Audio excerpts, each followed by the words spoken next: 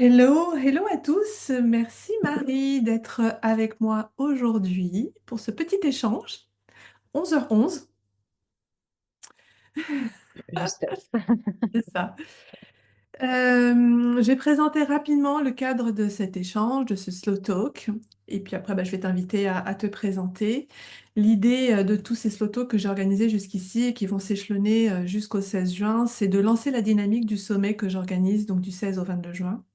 J'ai proposé aux intervenants qui le souhaitaient, en fait, ces échanges pour vous présenter, vous représenter, parce que certains sont déjà connus, d'autres un peu moins. Donc, c'est voilà, pour expliquer les raisons pour lesquelles vous faites partie de ce sommet. Et puis, pour échanger, voilà, tout simplement, lancer la dynamique, parce que nous sommes le 15 mai, dans presque un mois pile, demain, dans un mois pile, on commence. Et ça va être génial. Un petit mot parce que je le dis à chaque fois, mais c'est tellement important pour moi de le redire. Chaque personne qui est dans ce sommet a une place très particulière dans mon cœur. Je vous aime tous et je t'aime toi, Marie, aussi particulièrement pour l'énergie que tu dégages, pour l'énergie que chacun dégage dans ce sommet, pour la synergie qu'on crée ensemble et pour l'amour que je reçois aussi, parce que finalement, moi j'en donne, mais j'en reçois aussi beaucoup à travers, énergétiquement, à travers la synergie qui s'est créée, même si on communique pas tous les jours ensemble sur ce qui se passe, mais en tout cas sur ce qui se crée aujourd'hui, c'est juste pour moi magique, c'est énorme et je suis en gratitude de ce qu'on va proposer et de ce qu'on va offrir aux femmes au mois de juin. Donc merci encore à toi d'être là. Et donc je t'invite à te présenter, à te représenter avec tes mots, avec ta voix. Merci Yasmina et puis bravo pour l'organisation de ce sommet. Ça va inspirer beaucoup de personnes, ça va permettre à peut-être bouger les lignes à certaines autres. Donc tout est juste. Merci de d'y aller avec ta propre énergie. Pour ceux et celles qui ne me connaissent pas, je suis Marie Zolé.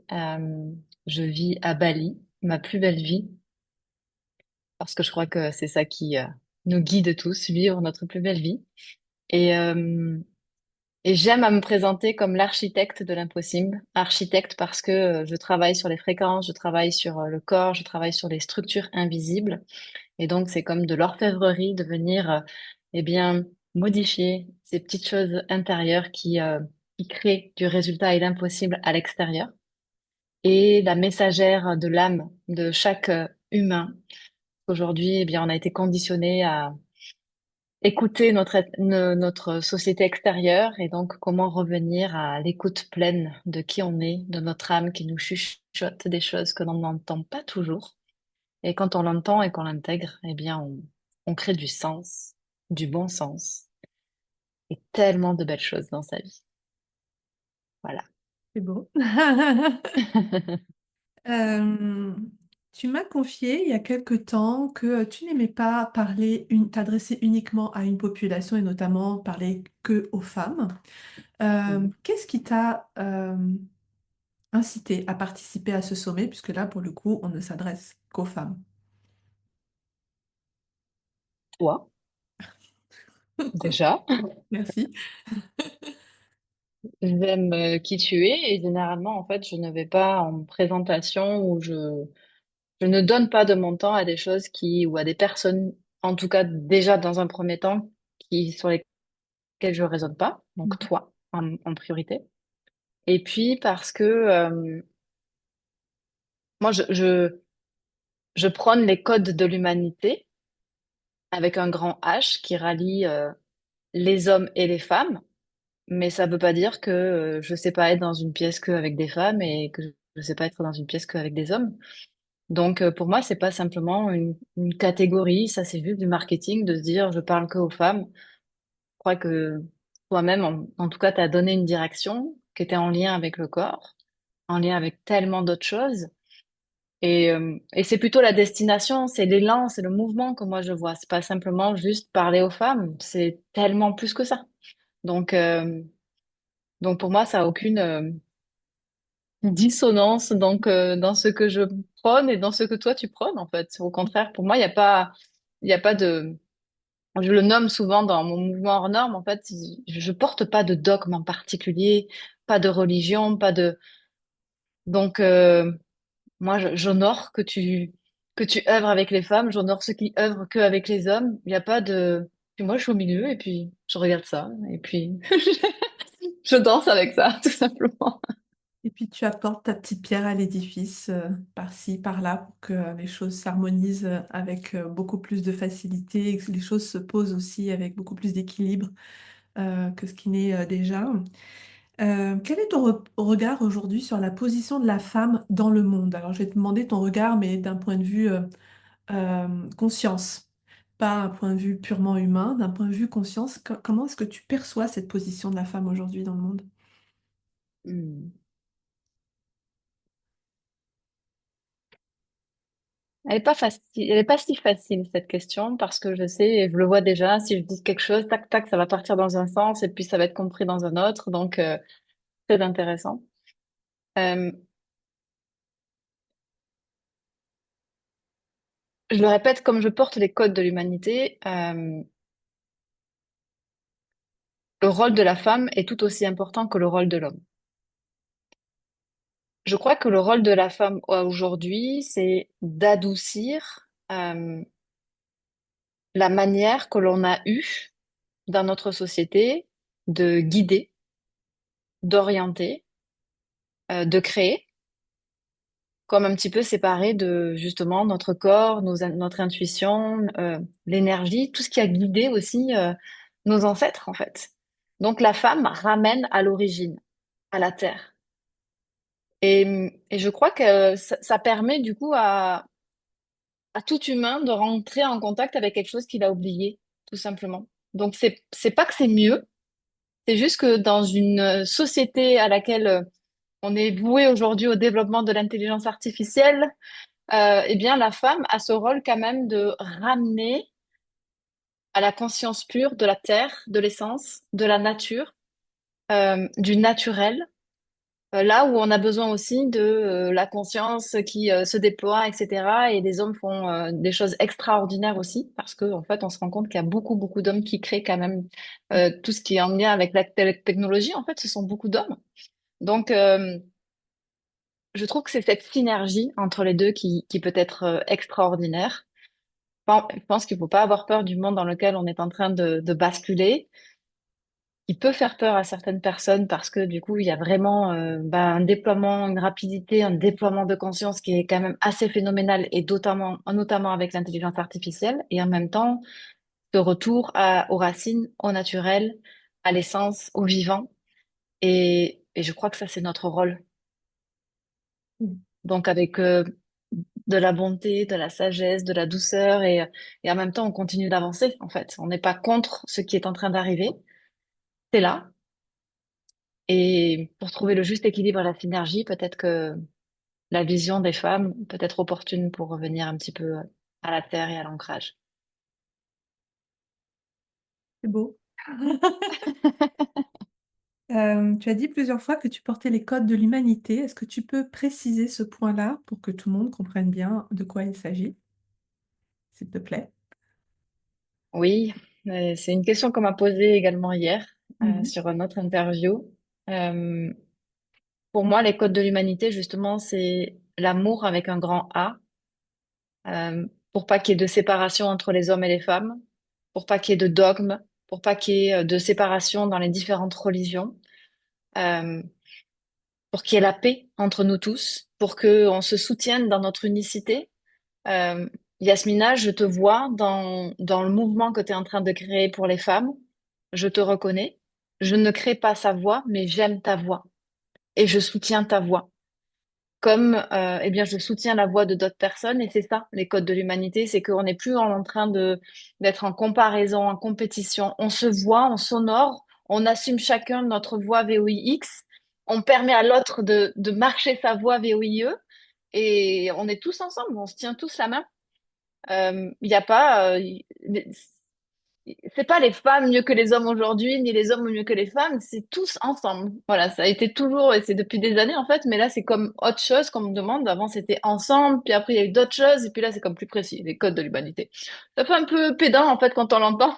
peut-être égotique quand, mais aujourd'hui, c'est très clair pour moi, dans cette justesse d'être au cœur de la neutralité et en même temps, je me positionne parce que je vois, j'entends, j'écoute, j'accepte, je vois les souffrances de chacun et je continue et puis je permets simplement et c'est Gwenaëlle qui me disait, ouais, t'arrives comme une plume là, pff, tu dissous et puis hop, ça se réajuste et ça nous fait du bien, hop, ça ouvre le cœur et puis on peut y aller en fait.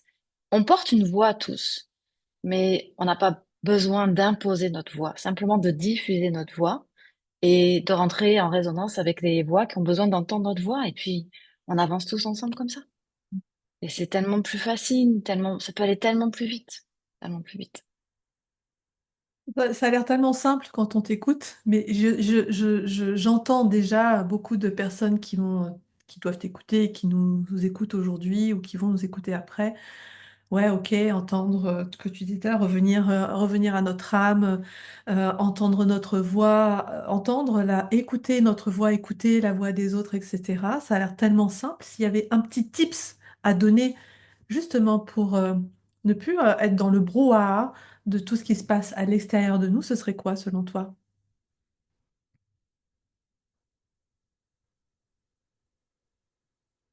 Pour moi, il y a deux choses qui me viennent là comme ça quand tu me poses cette question. La première, c'est de rester à l'écoute de son corps. Ce qu'on ne fait pas toujours. On prend soin de notre corps, on pousse notre corps, mais on n'écoute pas notre corps, qui est la porte d'entrée du message de notre âme, justement, qui nous permet de revenir à l'intérieur et qui nous permet de se rencontrer soi-même. Et en même temps, le deuxième point, ce serait d'être toujours euh, à la rencontre de l'autre. Parce que si on reste que dans notre bulle, si on ne va pas au contact des autres, si on ne va pas en fait frotter justement notre voix VOX envers les autres, on finit par rentrer dans une conscience qui finalement enfin se restreint un petit peu, s'étouffe. Et c'est l'autre aussi qui nous permet de nous rencontrer dans des profondeurs encore plus grandes. Et puis, comme on a appris à écouter notre corps, tu dis, oh waouh, ah là, celui-là, il me fait ouh, trigger, attention, attention, alerte rouge. Mais ça veut rien dire de la personne. Lui, elle, me permet simplement de rencontrer quelque chose qui est là en moi. Si je suis en train de réagir, génial, je sais que je dois venir pacifier quelque chose en moi parce que moi, je crois que on n'est pas là on est là pour, bien sûr, réagir à plein de choses, mais de là à ce qu'on souffre depuis nos propres réactions, j'en vois pas l'intérêt. Donc, quand on crée notre propre souffrance, ça nous invite juste à regarder le bordel à l'intérieur, quoi. Donc, l'autre, eh bien, est le miroir parfait pour que je puisse regarder encore plus à l'intérieur. Mhm. Il y passe. C'est très intéressant ce que tu partages et j'aime beaucoup la subtilité de ce partage parce que on nous dit depuis des années, tout se passe à l'intérieur de toi, c'est que toi avec toi, toi à l'intérieur de toi, machin, nanan. Mais effectivement, on reste des êtres sociaux en contact permanent avec les autres et on pourrait être sur une île déserte tout seul, ok, mais qu'est-ce qu'on apprendrait vraiment de soi-même? Qu'est-ce qu'on apprendrait vraiment de soi-même? Qu'est-ce qu'on pourrait vraiment découvrir à part notre capacité à s'adapter à un environnement hostile, etc. On ne vit pas comme ça. 99,9% de la population vit en lien toujours avec l'autre. Et, euh, et ne pas renier ce lien, ne pas relier cette relation que l'on a avec les autres, elle est hyper importante. C'est euh, c'est euh, c'est euh, c'est intéressant. Est-ce que tu veux parler de ton intervention dans le sommet, du sujet que tu as choisi? Tu t'en souviens? L'abus. Ouais. Je l'ai pas nommé comme ça, mais je Non. t'ai dit que ce serait ça qui sera en dessous. Mhm. Aimer tout ce qu'on a pu vivre. Ce serait rencontrer en tout cas ces parts d'ombre autrement et voir à quel point en fait cette part d'ombre qui est en nous devient véritablement notre force, notre puissance, Mhm. quand on l'aime vraiment et qu'on ne se sépare pas de ça. C'est quand même un processus qui n'est pas si simple pour tout le monde. Je crois il est simple pour personne. Là, on est d'accord, on est d'accord. Et Euh, qui entraîne quelque chose, en fait, on m'a posé aussi cette question hier. Finalement, parmi toutes les personnes euh, que j'accompagne, quel est un petit peu le socle commun de la structure fréquentielle que on retrouve régulièrement, en fait, et qui limite les personnes. Et je me suis rendu compte que beaucoup qui sont dans le désir d'impacter, de créer du résultat, de porter sa voix. Il y a aussi cette souffrance de porter en lui une honte profonde. mhm, La première, c'est que on a oublié qui on était. Et en fait, on marche le chemin pour se reconnaître, et en même temps, on a honte parce que on a oublié qui on était. C'est assez vicieux, mais ça se diffuse à l'intérieur de toutes nos cellules. Vraiment. C'est très présent. Et une fois qu'on ouvre la boîte de Pandore, et ça, je l'ai tellement vécu avec Marc, mon mari, il se passe autre chose qui dit, ah, ça y est, j'ai ouvert la boîte, waouh, c'est génial. Oh putain, j'aurais jamais dû l'ouvrir. Et c'est donc, ça. clac, à un moment donné, il y a beaucoup de personnes, clac, on referme. Et quand on referme, à nouveau, la honte se propage, se diffuse. Parce qu'on n'a pas été celui ou celle qui va jusqu'au bout. Parce qu'on n'a pas été celui et celle qui a été à l'écoute. Parce qu'on n'a pas été celui et celle qui est en capacité de se confronter à. Et donc, il y a tous ces processus ensuite qui se mettent un petit peu partout, dans toutes nos cellules, dans toute notre histoire de vie, dans tous nos mécanismes, dans le business, Mhm. dans tout, dans toutes les relations. Et c'est plus profond encore que la culpabilité, c'est plus profond encore que la colère, la tristesse. Et quand on arrive aussi à transmuter ça, honorer ça, assumer ça,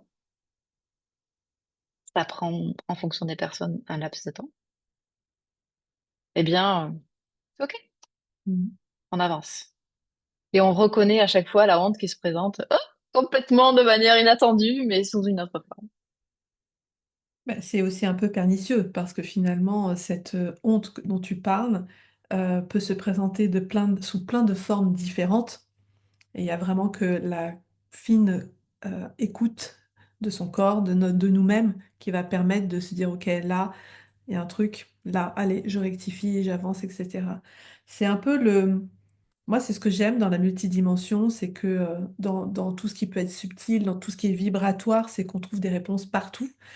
Elle peut prendre plein de formes différentes. Alors, on pourrait se dire, je suis un peu maso de me dire, ouais, c'est génial, ça prend plein de formes différentes, mais c'est que vraiment un truc qu'on n'a pas vu, qu'on n'a pas traité, qu'on n'a pas réglé correctement, il ne se réglera pas tout seul. Toujours un truc, une impulsion à donner, et il se présentera toujours quelque chose pour nous permettre d'avancer et d'avancer et d'avancer et d'avancer, et on ne finit jamais d'avancer, jamais. C'est impossible, surtout quand on est sur ce chemin-là. Tu nous as partagé tout à l'heure que tu vivais à Bali, que tu vivais ta meilleure vie. Qu'est-ce qui te plaît à Bali? Qu'est-ce qui te porte à Bali? La première chose, c'est que c'est une terre qui ne laisse pas le choix que justement de venir écouter et de guérir ce qu'on a besoin de guérir. Mhm. Soit ça capote et on s'en va, soit ça nous met véritablement face à nous-mêmes. Et l'énergie fréquentielle de Bali, quand on la rencontre vraiment, elle ne peut pas nous faire échapper à ça. Et Mhm. quand on est avec ces énergies-là et ces structures-là, on peut commencer à s'amuser et puis se dire, OK, c'est très rare. Enfin, j'ai rencontré beaucoup de terres parce que j'ai beaucoup voyagé. Je trouve que celle de Bali, elle nous fait plonger dans justement, les ombres de qui nous sommes, celles qu'on aurait voulu éviter, tu vois? Mhm. Ah, ouais, en fait, je suis cette partie-là. Je l'avais pas vue celle-là, elle est pas très agréable à regarder. Bah, Bali, c'est ça. Mhm. Et en même temps, c'est le tout est possible. Il y a, ils ont cette faculté d'être dans l'instant présent. Donc, il n'y a aucune projection dans le futur, ce que nous, dans notre société, on fait, hein. Toujours une projection pour atteindre un résultat, etc., rester focus, mettre l'intention. Eux, pas du tout, parce que leur projection est liée à une vie future et pas à leur futur. Donc, ce qu'ils sont en train de vivre, c'est l'instant présent infini. Ouais. Pas grave, il y a ça qui se passe, pas grave, il y a ça, pas grave. Et en même temps, ils vivent l'instant présent et ils sont dans une vitesse fulgurante du tout est possible. Il y a un problème, ok, on le résout. Il y a des multiplicités de solutions qui se présentent. Alors c'est sûr que quand on n'a pas l'habitude de résoudre les problèmes et de trouver des solutions, c'est assez disruptant parce que ils sont jamais dans l'anticipation, c'est tout dans l'instant. Donc forcément, bah, ça invite à lâcher prise et à se remettre en question pour retrouver une direction. Et ça,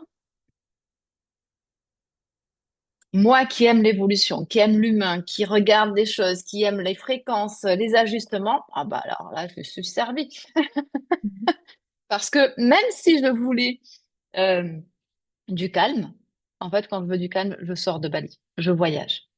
Parce que je rencontre d'autres choses qui sont un peu plus douces. Et hop, on revient et pff, on replonge dans ce que ça fait vivre. Donc Bali, c'est ça. Est-ce que ce processus a été intégré, alors tu n'es pas obligé parce qu'on va parle que de toi, mais de ta famille, mais est-ce que le processus a été facile aussi pour ta famille, ta fille et ton mari? Alors attends, hein, parce que j'aime Bali, mais j'ai pas dit que c'était facile à Bali. En fait, je vais rectifier ce que j'ai dit. Ce que je sens de facile, c'est je dis pas en fait que c'est facile, mais que cette intégration est pleinement en toi. C'est-à-dire que c'est un mouvement qui te plaît. Et c'est là, pour moi, qu'il y a la facilité, c'est que même si ça accroche, même si tu vis des choses qui sont pas drôles, pas faciles tout le temps, il y a une fluidité qui s'installe dans, OK, ça coince, ça grince, je souffre, je rebondis. Ça coince, hein, je rebondis. Et c'est là où je parle de facilité. Mais je me doute, je sais que tout n'est pas toujours facile. Mais est-ce que du coup, cette fluidité, cette capacité à rebondir a été la même pour ton mari et pour ta fille? Alors, on parle pas que de toi, donc je comprendrais si tu veux pas donner trop de détails parce que c'est pas de toi dont il s'agit, mais globalement, comment est-ce que eux l'ont vécu? Puisque après, voilà. Il y a aucun problème, on n'est pas du tout, on est une famille qui est très transparente parce que je crois que justement c'est quand on n'a pas de tabou qu'on peut permettre à l'autre justement de grandir. Marc et Luna l'ont pas vécu de manière facile. Alors Marc a eu plus de facilité au départ dans ce que ça représente dans Mhm. une vie. L'étranger, le soleil, la possibilité. Mais de vivre l'intériorité et d'être rencontré par le fait de ne pas pouvoir échapper à qui l'on est, que ce soit Luna ou que ce soit Marc, ça a été confrontant. Et même cette terre ici de Bali, si je dois être honnête, ne convient pas à 100% à ma fille. Mhm. C'est pas là où elle est le plus en paix, en fait. Justement parce que bah, ça vient en permanence. Donc elle n'a que 10 ans et elle a une conscience très grande pour son âge. Donc bah, ça lui laisse pas beaucoup de répit non plus et ça, j'en suis consciente. Donc il y a beaucoup de fois où bah, c'est ça qui est difficile pour nous parce qu'on sait ce que ça représente, on sait ce que ça lui demande. Et on a envie aussi de préserver son âme d'enfant. Donc c'est pour ça aussi que en conscience, alors on aime beaucoup voyager, mais en conscience, tu vois, là on revient au mois de juin, on part à New York, Polynésie, etc. On crée aussi cet espace parce que nous en avons besoin, Luna en a besoin et qu'on vient rencontrer d'autres terres, mais ça fait du bien. Voilà, parce que quand on a conscience de ça et des énergies qui s'y trouvent, euh, et je parle de personnes conscientes parce que j'ai beaucoup d'amis qui sont ici à Bali ils vivent les choses, mais comme ils n'ont pas de conscience, bah bon, ils se disent, ah, il nous arrive encore des choses. Ah, ouais, il y a ça, ah, il y a ça, et voilà, du coup, Ouais. ou alors du jour au lendemain, et ça c'est très banni aussi, du jour au lendemain, plus personne. Ah ouais. Ils sont là depuis 2 ans, et puis ah, terminé, en fait, à un moment donné, ça dit stop. Mhm. Et c'est en une semaine, tout est fait, bagage fait, Ah ils ouais. sont partis. Mhm. Donc c'est ça qui est assez disruptant, en fait. C'est que quand ça dit stop, ça dit stop. Tu penses que c'est quelque chose qui pourrait t'arriver, toi? Du jour au lendemain, te dire terminé, Bali, je pars? Oui. Ouais. Et d'ailleurs, je le vois, enfin, aujourd'hui, si je me projette et que j'écoute, en tout cas, c'est qu'il y a en présence pour nous, ça dit pour le moment pas plus de 2, 3 ans. D'accord. Et en même temps, on est conscient que du jour au lendemain, ça peut dire stop, terminé. Mhm. Donc, qui on sera à ce moment-là, je ne sais pas. Qu'est-ce qu'on fera, je ne sais pas. On verra à ce moment-là. Voilà. Quel est ton grand message? Le message de Marie-Zolé pour l'humanité, c'est lequel?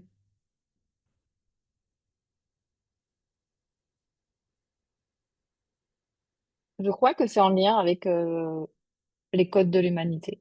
Mhm. Rencontrer l'amour de soi et l'amour pour les autres, l'amour pour la vie et être en paix.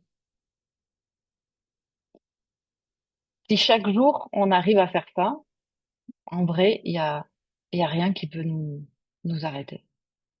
Parce que peu importe ce qu'on rencontre, notre intention, c'est d'être en paix face aux circonstances, de s'aimer et d'aimer l'autre. Alors, il y a plein de personnes que j'aime pas, hein. Ah bah, Mais je les aime j'aime l'humain tel qu'il est, oui, oui. mais lui, spécifiquement, j'ai pas Mhm. d'affinité, ça va, je passe mon chemin. Donc, j'ai pas besoin, parce que j'aime les humains dans leur généralité, de passer du temps avec tout le monde. C'est pas ça. Mais en l'occurrence, ouais, c'est ça, c'est aimer soi, aimer les autres, aimer la vie. On se sépare tellement de la vie, de ce que ça nous apporte, de l'univers, c'est assez incroyable. On est omnibulé par nos résultats, on est omnibulé par notre petite vie là, et le petit truc là, et puis on va pas à la rencontre des autres, on va pas à la rencontre de, je regarde toujours ça, je vais marcher tous les matins avec Marc, on marche 1 heure et demie, on rencontre la vie en premier, tu Mhm. vois, le bruit, la nature qui se réveille, les couleurs, les sensations, les odeurs, et ensuite on rentre avec aussi autre chose, on rencontre en même temps qui on est, on rencontre l'autre, et est-ce que je m'aime, est-ce que je me sens bien, est-ce que je suis en paix? Et quand on a ça, C'est bon. Quand tu as pris le rendez-vous là pour ce slow talk aujourd'hui, j'avais posé une question et tu as mis quelque chose qui pour moi vient sceller, je ne sais pas si tu t'en souviens, mais je vais te le redire quoi qu'il en soit, qui vient sceller en fait ce grand message de Marie Isolée qui pour moi te caractérise vraiment particulièrement, c'est assumer de tout vouloir. Parce que en fait, ça va dans la continuité de ce que tu viens de dire, mais on n'est pas là. Alors, quand je vais dire petit, ça n'a pas de côté péjoratif, hein. On n'est pas là pour vivre petit dans son coin, tout seul, avec sa peine, avec ses rêves dans la tête, uniquement dans la tête. On est là pour tout, pour le plus grand, pour l'impossible, enfin, pour ce qu'on pense être impossible, pour le tout, et ça, pour moi, c'est vraiment la petite étiquette. Alors, étiquette, c'est pas beau. La petite mention supplémentaire que je mettrais à m'isoler, assumer de tout vouloir. C'est un truc que tu portes magnifiquement bien. Et merci de le transmettre parce que on est, quand on le vit et quand on le vibre, on le transmet avec d'autant plus de facilité. Et je reviens toujours sur ce mot facilité, même si tout n'est pas facile, on transmet la possibilité que c'est possible. C'est pas très français ce que je viens de dire, mais je crois que c'est clair. Est-ce ouais. que tu veux rajouter quelque chose? Non, mais c'est vrai que c'est quelque chose je crois, qui caractérise même notre famille. Mhm. Et quand finalement on porte aussi cette fréquence, finalement c'est quand même pas si facile avec une enfant qui a 10 ans et qui croit. C'est très intéressant. Il y a toujours, tu sais, les deux côtés de la pièce, mais une petite fille très autonome comme ça qui croit que tout est possible, bah, il y a des fois, en fait, il faut ramener aussi à une matière, tu vois, de l'autre côté, dire, hey, cocotte, attends, tu sais, il y a ce que ton papa et ta maman, ils te permettent d'avoir, et puis est-ce que toi, tu te permets d'avoir dans ta propre vie en fonction de qui tu es. Et donc, c'est hyper intéressant parce que quand on œuvre avec ces fréquences, il y a beaucoup de personnes qui arrivent, disent, ouais, ouais, ouais, c'est génial, on peut tout être, tout avoir et tout ça, et puis qui font pas le chemin, en fait, Mhm. qui marchent pas le chemin euh, du comportement à avoir en fonction de qui ils sont pour aller vers le tout être et tout avoir. Et ça, c'est aussi ce qui me caractérise parce que je suis une femme qui est, j'aime à dire, en supraconscience. Et c'est chiant, parce qu'il y a des fois, je suis chiante avec mon mari, je suis chiante avec ma fille, putain, et voilà, je dis putain, parce que c'est ça, c'est que il faut vivre avec des personnes comme nous qui observent tout, qui regardent tout, qui analysent tout et qui connectons à beaucoup, beaucoup d'informations. C'est chiant. Oui. Et c'est ça, c'est tout. Mm. Ce tout aussi, c'est que bah, ça fait partie de... Moi, je fais aucune concession. Je veux l'amour, je veux la paix, je veux une relation de couple extraordinaire. Je veux que ma fille soit heureuse, mais que je veux être engagée, je veux être déterminée, je veux voir petit, mais je veux voir grand aussi. J'ai pas de limites. Et à chaque fois, je regarde où c'est que je me limite parce que mon but, c'est pas de me faire souffrir et de me dire, allez, si j'ai pas tout, je souffre. Pas du tout. Mais je veux créer les comportements dans ma vie qui vont me permettre d'atteindre ce tout. Et c'est là où la supraconscience, comment j'aime à l'appeler, me permet petit à petit de grandir le cœur de mon humanité pour aller marcher vers ça. Voilà, tout simplement. J'ai regardé s'il y avait des questions. A priori, il n'y en a pas. Il y a juste Nezra qui est là, qui nous dit que c'est un plaisir de nous écouter. Eh bien, merci Nezra. Ce sera bientôt ton tour de passer avec moi. Euh, je pense on a dit l'essentiel. Moi, j'ai une question pour toi. Oui. Et tu sais, je savais que ça allait se finir comme ça. Hier, je savais que ça se finirait comme ça. Moi, je t'écoute. Yasmina, pourquoi as-tu créé toi ce sommet? Eh ben, je me suis posé la question hier. Ce qui est évident, c'est que ça ne parle pas du tout de moi. Je ne le fais pas pour moi. Euh, je le fais pour que chaque femme puisse avoir le soutien dont elles ont besoin au moment où elles en ont besoin, à quelques moments que ce soit de leur vie. Euh, Qu'elles puissent trouver les personnes aussi vers qui elles ont envie d'aller plus loin en fonction des sujets qui vont être abordés.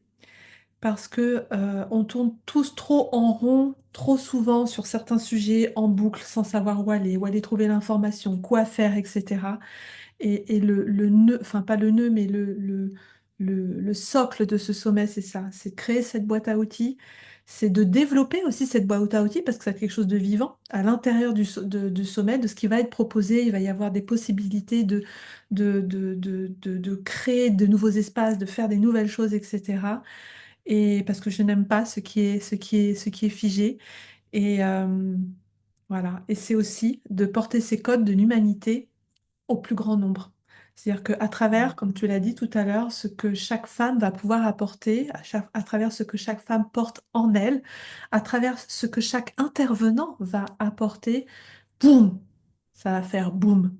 Je le vois.